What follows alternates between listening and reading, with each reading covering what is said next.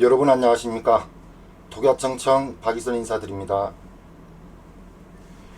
오늘은 저번 시간에 이어서 해병대 상륙 수단에 대해서 한번 살펴볼 텐데요. 이것은 전적으로 저의 개인 생각이니까 저런 의견도 있구나 이렇게 바라봐 주시면 되겠습니다. 혹시 다른 의견이 있으면 댓글로 남겨주시면 고맙겠습니다.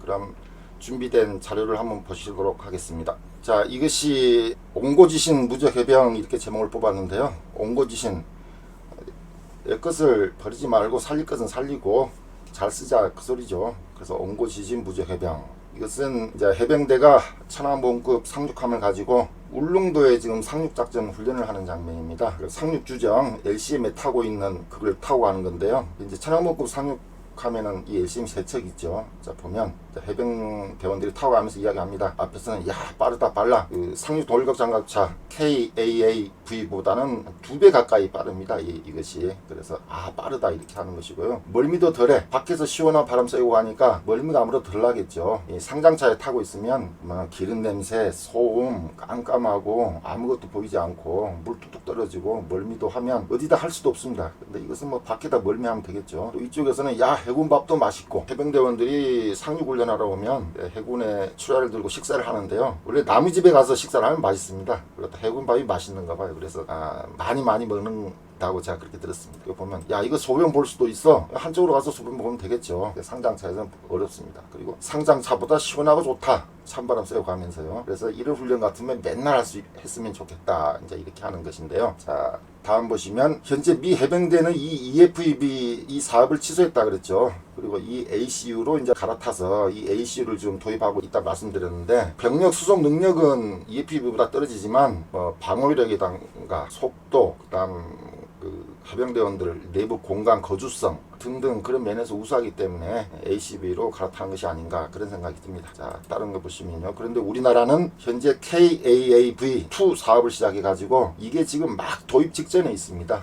그래서 이것으로 노후된 140여 대의 상륙 돌격 장갑차를 대체해 나갈 것이다 이건데요. 이것은 저번 시간에 살펴봤죠. 다시 한번 상견한 면에서 살펴봤습니다. 현재는 1.7마일 한 3km 이 정도에서 이제 상륙을 하는데, 초승병성 상륙작전은 25마일 지점에서 발진한다는 것이죠. 여기서부터 차기 돌격 상륙장갑차를 타고 가면 한 2시간 정도 걸릴 거라고 제가 말씀드렸습니다. 2시간 동안 거기에 타고 있으면 굉장히 힘들 것입니다. 2시간이면 대전에서 서울 가는 것보다 더 멀어요. 거의 논산에서 고속버스 타고 서울 가는 그 거리 정도 될 겁니다. 그동안 오줌도 마렵고 멀미도 날 텐데 아마 그렇게 가면 고생이 심할 걸로 생각됩니다. 자, 이것은 상륙장갑차와는 달리 이렇게 고속 상륙주정을 타고 가는 그런 해병들의 모습이고요. 여기가 개방돼 있으니까 포탄에 더 위험하지 않냐 이런 말씀이 있을 수 있는데 사실 그렇지도 않습니다. 미 해병대도 궤도형 상륙 돌격 장갑차도 이용하지만 대규모 상륙작전 때는 이 상륙주정을 광범위하게 활용합니다. 광범위하게. 그래서 그렇지도 않다는 걸 말씀드리고요. 그 다음 이 앞에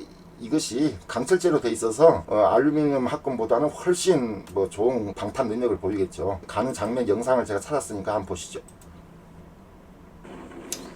자, 이제 상륙함에 타고 있습니다. 해병대원들이 이렇게 쭉 타고요. 중대 규모로 이렇게 훈련을 했다고 합니다. 그리고 이제 밑으로 내려가죠. 내려가면 식당도 있고 또 상륙군 침실도 있고 그렇습니다. 하지만은 난생처럼 배를 타보니까 갑판에 나와서 노을 지는 것도 바라보고, 이것이 이제 고속 상륙주정인데요. 이 그물사다리를 통해서 빠르게 고속 상륙주정으로 이동하고 있습니다. 그래서 이게 지금 가는 모습인데요. 이게 상륙 돌격 장갑차보다 2배 정도 빠르다는 것이죠. 이게 지금 우리 천왕본급에 있는 것만 해도 바깥 구경하면서 재미있겠죠. 이게 활용성이 좋습니다. 이게 이렇게 부대에 대고 이렇게 내릴 수도 있고 모래밭에다 탁 박아가지고 바로 또 상륙할 수도 있고 그래요. 자, 여기까지 봤습니다. 살펴봤기 때문에 많기 때문에 바로바로 넘어가겠습니다. 그리고 이제 그 다음 이 고속 상륙주정 이 뒤에 물보라를 보여드리려고 하거든요. 그래서 이게 한 2배 정도 빠르다 이렇게 말씀드렸고요. 자, 이렇게 상당히 상륙돌격 장갑차에 비해서는 빠르게 갑니다. 천안본급에 탑재된 이 고속 상륙주정은 주력 전차 한 대를 수송할 수 있습니다. 또는 무장 병력은 100명 정도 이렇게 수송할 수 있거든요. 주력 전차 한 대니까 전차 말고 예를 들어서 더 가벼운 차륜식 화력 지원차 뭐 105mm 정도 달고 이렇게 있다든가 하면 한 2대에다가 병력도 함께 실을 수 있겠죠. 저는 그렇게 생각합니다. 이제 다른 나라를 살펴볼 텐데요. 스페인의 LCM1이 고속 상륙정이 있습니다. 이것이 이제 우리 천왕원급에 탑재된 고속 상륙주정하고 제원이나 이런 게 비슷합니다. 그래서 이것이 보면 만재 톤수는 110톤.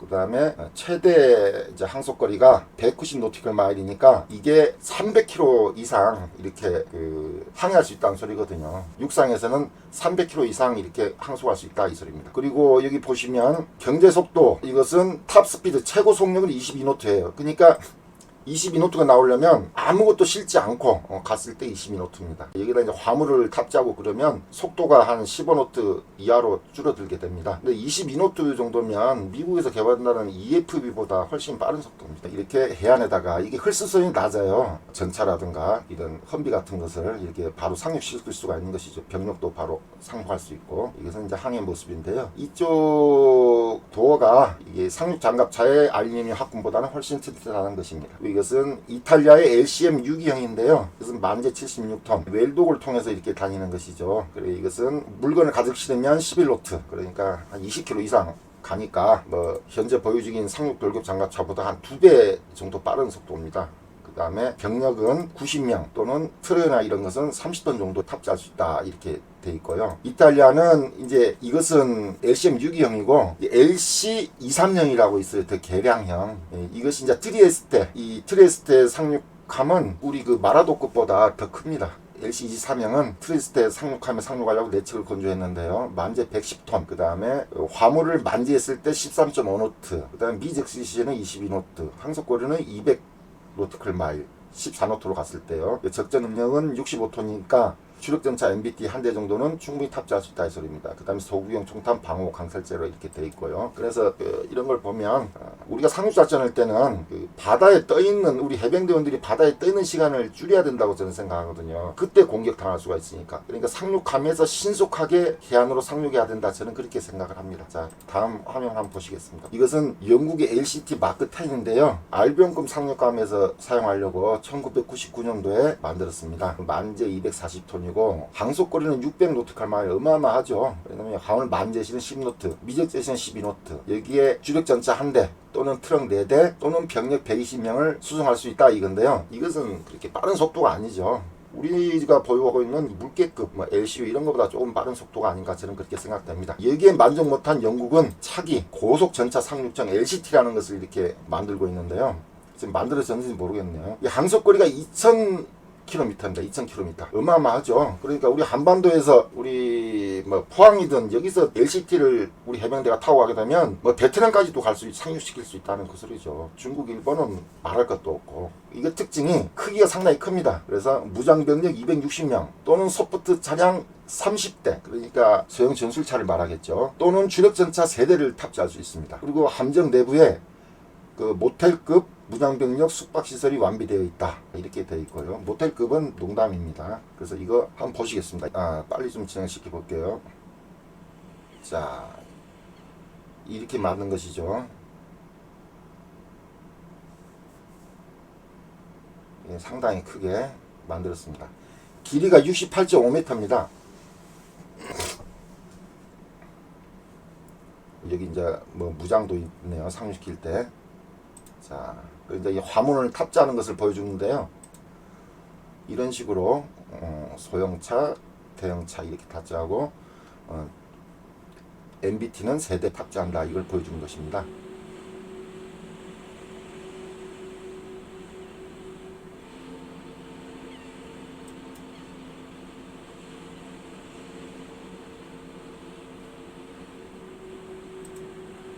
이것은 이게 속도가 빨라요. 이렇게 이제 상륙 작전을 하는 것이죠. 이게 가상으로 이렇게 해놓은 건데요. 바로 상륙하면서 뭐 전차가 적진을 공격하면서 화력을 퍼부으면서 갈 수도 있겠다, 저는 그렇게 생각합니다. 어떤 뭐 차륜식 화력 지원차 이런 게 있으면 충분히 가능하지 않을까 싶고요. 다음 화면 보시면 이것은 패션 역사 군사의 아침 안개 님이 그 블로그를 꾸민 건데, 여기에 아주 훌륭한 자료들이 많습니다. 그래서 여러분들 그 블로그 방문하셔서 좋아요도 많이 눌러주시고 이웃도 많이 해주시기 바랍니다. 그래서 그 아침안개님이 올려놓으신 그 자료를 하나 인용을 해드리도록 하겠습니다. 인천을 기준으로 하면 일본 전부와 홍콩, 대만이 작전 가능 지역 안으로 들어온다. 금방 보여드렸던 영국 LCT를 가지고 상륙작전을 할 때 그런다는 것입니다. 그리고 제주를 기점으로 하면 중국 남해 사령부가 있는 하이난도까지 포함된다. 또한 포항을 기점으로 하면 러시아의 블라보스톡은 물론 사할린 북부까지 일본 전역이 다 상륙 반경에 들어온다는 것이에요. 근데 속도가 16노트 정도이므로 해군의 기동함대와 같이 기동할 수 있는 속도이며 16노트라 그러면 현재 우리가 보유 중인 상륙 동력 장갑차보다 약 3배 정도 빠른 속도입니다. 빠르게 기동할 수 있다는 것이죠. 그리고 안에 해병대원을 위한 그 여러 가지 시설이 돼 있기 때문에 뭐 컵라면도 끓여 먹고 또 샤워도 하면서 편안하게 갈 수 있다. 그 소리죠. 그리고 이것을 20척 정도를 획득하면 동북아시아 어느 곳이든지 해병 1개 연대 병력과 장비를 기동시킬 수 있다는 것이다. 참 대단한 생각입니다. 상륙 함정은 이렇게 소형 상륙 함정은 건조 비용이 그렇게 많이 들어가지가 않습니다. 말하자면 트럭을 만든다 생각하면 되는 것이죠. 그래서 비교적 저렴한 비용으로 대규모 물자와 병력을 상륙시킬 수 있다는 그런 장점이 있다는 것을 말하고 있는 것입니다. 이것은 이제 영국의 친구 호주인데요. 호주는 영국과 비슷하게 이런 LCM 종류를 활용하는데 이것은 구형이라 속도가 그리 나지 않습니다. 자, 다음으로 러시아인데요. 러시아는 이 두공급 고속 상륙정이 있습니다. 이것이 최고 속도가 35노트예요. 최고 속도가 35노트 하면 이게 실감이 안 되시는 분들이 있는데 현재 우리나라가 보유 중인 구축함 이스 구축함부터 해가지고 광개토 대한 구축함까지 최고 속도가 35노트 나는 구축함은 없습니다. 윤영아 미사일 고속함도 35노트 아마 나오기 어려울 거예요. 그래서 35노트라는 것은 뭐 구축함의 최고 속도라고 보면 됩니다. 그 정도의 최고 속도로 상륙작전을 펼 수 있는 게 러시아의 듀공급이라는 것이거든요. 저는 이것을 많이 참고를 했으면 좋겠어요. 이게 140톤을 탑재할 수 있는데요. 러시아 기준으로 러시아 전차는 가볍잖아요. 그래서 주력 전차 3대 또는 BTR 계열 5대를 탑재할 수 있습니다. 근데 이것이 고속 항해가 가능한 이유는 이 밑에 이게 활주형이라는 거거든요. 활주형. 그래서 고속 항해가 가능합니다. 이건 BTR이 아니네요. 이렇게 해서 상륙시킬 수 있고 그 다음에 여기다가 이 장갑차 보병 상륙군을 위한 장갑차를 탑재하고 가니까 보다 안전하게 상륙할 수 있다는 것이죠. 바다에 떠 있는 시간이 적으니까. 이것이 이제 활주 선태 형태를 보여주는데요. 이래서 고속 항해가 가능합니다. 러시아가 보유 중인 그 공기부양정 있잖아요. 주브르크 이게 만 55노트 난다 그러는데 그건 어마어마한 속력이죠. 우리나라가 보유하고 있는 솔개급 LCAC 이것도 40노트 조금 넘습니다. 최고 속도가. 그런데 그것은 소음이 어마어마하고 물보라가 막 세잖아요. 그것도 장단점이 있습니다. 또 비싸기도 하고. 그런데 러시아가 보유 중인 이 주공급 고속 상륙함은 뭐 35노트니까 구축함보다 빠른 속도로 적진을 향해서 돌진하니까 어마어마하다 그렇게 생각합니다. 이렇게 35노트가 나온다는 것이죠. 다음 보시면 이렇게 항해 장면이고요. 이렇게 항해를 해서 간다는 것입니다. 병력과 장비를 싣고. 그래서 해안 가까이 도착하면 이렇게 BTR 계열 상륙군이 이 안에 타고 뭐 탑재해서 내려가니까 신속하게 적진을 향해서 돌진할 수 있겠죠. 그리고 아니면 이렇게 지금 수심이 있는 곳에서는 바로 이렇게 대놓고 상륙군을 상륙시키는 이런 장면이 있습니다. 그리고 뒤에 물보라인데요. 물보라가 안미에서 이 정도 일어날 정도 되면 구축함이 가스터빈을 돌려서 고속 항해를 할 때 저런 물보라가 일어납니다. 그러니까 이 듀공급 상륙함이 굉장히 빠른 속력으로 적진을 향해서 작전을 펼 수 있다는 것을 보여주는 것이죠. 그런데 이 듀공급은 좀 커요. 크니까 이것을 작게 만든 세나급이 있습니다. 이 세나급 고속 상륙함도 속도는 35노트로 동일합니다. 여기에는 MBT 한 대, 주력 전차 한 대, 또는 2대의 BTR, 보병 전투 장갑차 2대, 또는 92명의 상륙군, 또는 50톤의 화물을 탑재하고 갈 수 있다는 소리죠. 이렇게 고속으로.